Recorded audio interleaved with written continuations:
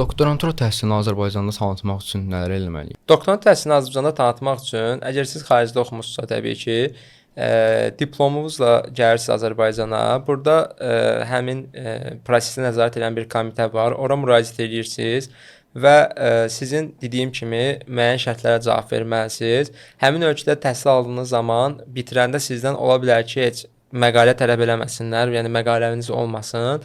Ancaq ki, Azərbaycanda təsdiqlətmək üçün sizin yəni çox vacib şəkildə 3 məqaləniz olmalıdır və bir çox hallarda əslində 10 məqalə kimi bu qalxa bilir və yəni ola bilər ki, sizdən 10 dənə məqalə istəsinlər.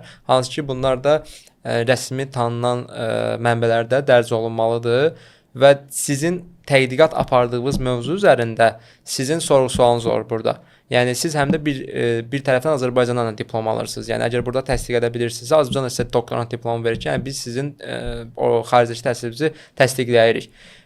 Yəni buna görə düşünürəm ki, Azərbaycanda da həmin sorğu-sualı imtahanı keçməyi üçün bir tələbənin həmin doktorantura təhsilini özünün almağı yaxşıdır və yəni təhsil müddətinə müəyyən qədər təhsillə bağlı məlumatlanmağa yaxşıdır. Çünki siz Azərbaycanda yazdığınız tədqiqat mövzusunu təsdiq etmək istəyirsinizsə, yəni bu kifayət qədər yəni uzun bir prosesdir.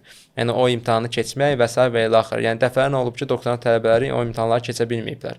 Bunun da səbəbi dediyim digər faktorları nəzərə almamaqdır. Yəni biz doktorantura qəbul alaq, sonra nə olar və s. və ilə axır.